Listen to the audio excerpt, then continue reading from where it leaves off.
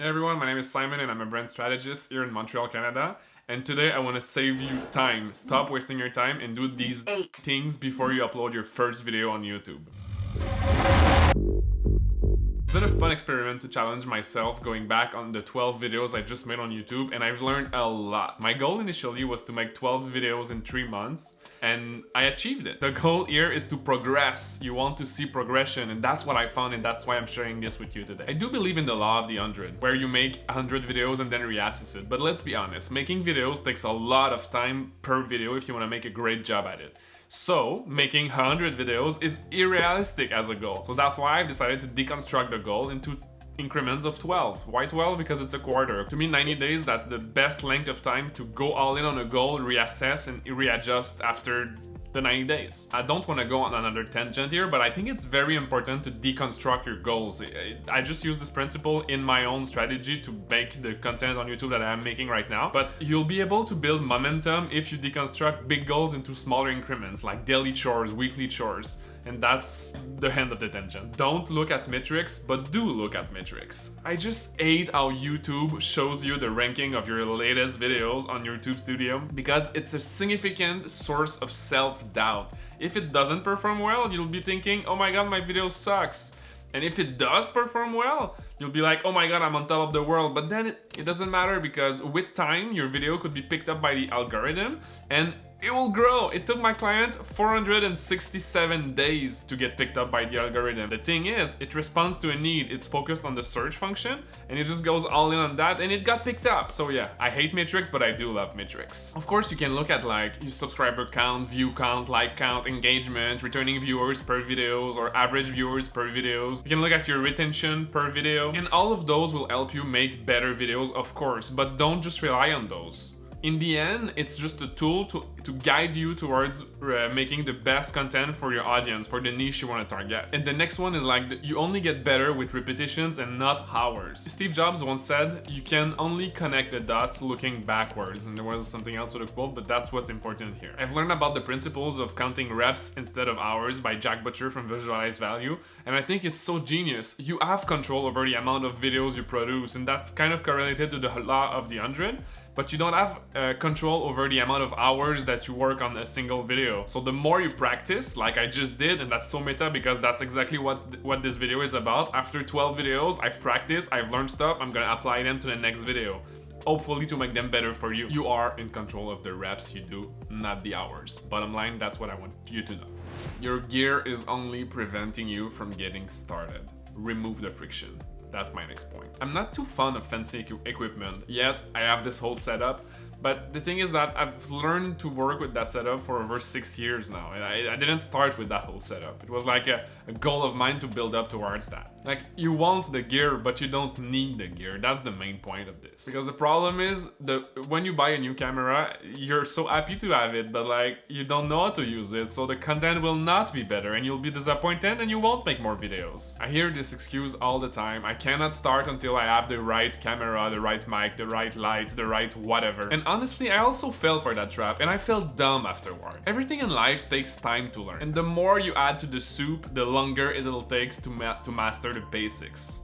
The basics of filmmaking, cinematography, making great videos with what you have. I do believe in cinematic edits and like super fancy drone shots that like it adds value to the videos, but it's not the only thing that adds values to a video.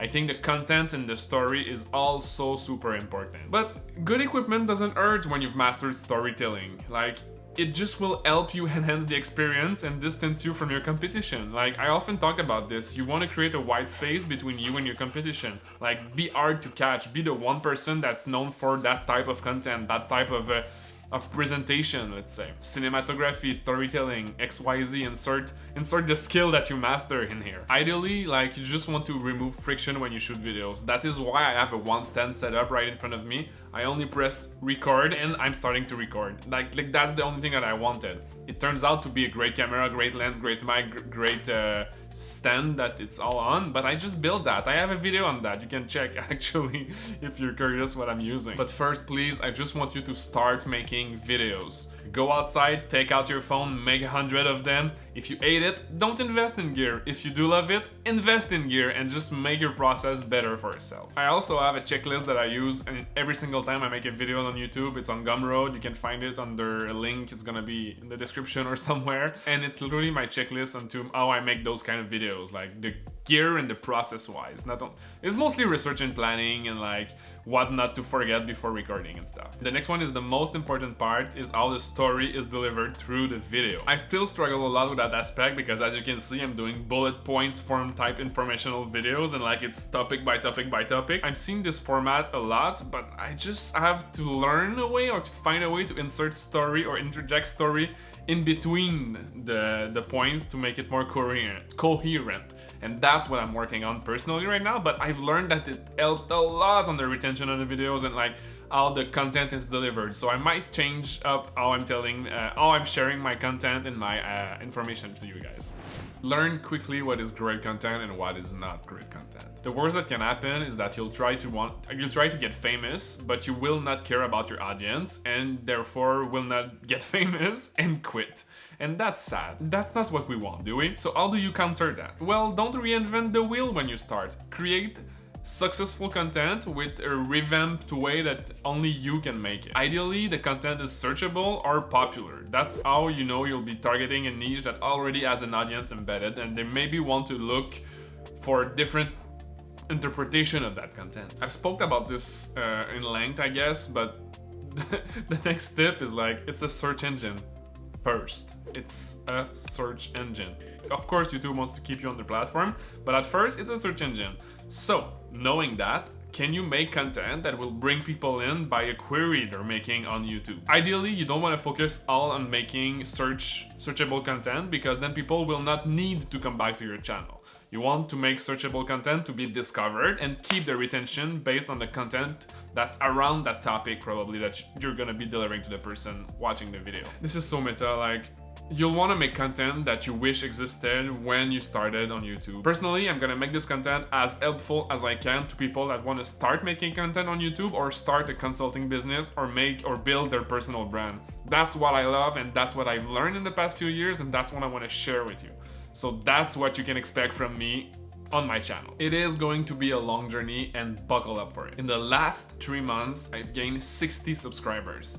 You could look at that and be super discouraged or be like, I'm okay with that because my goal was not to build a huge channel in 3 months. That was not the main purpose. I wanted to learn how to make the best video as possible with the time I had on my hand. Honestly, I'm just glad people have subscribed after what they've seen and they liked and they want to come back to it. I know eventually my goal will be subscribers when I get more traction with my YouTube channel, because that's what's gonna be pushing me towards making better content, even faster and better improvements on the content. Create where you consume and be part of your community. When you create somewhere, posting and ghosting is great for your mental health for sure, because you don't end up doom scrolling forever on Twitter or YouTube about like the comments on certain videos and stuff like that.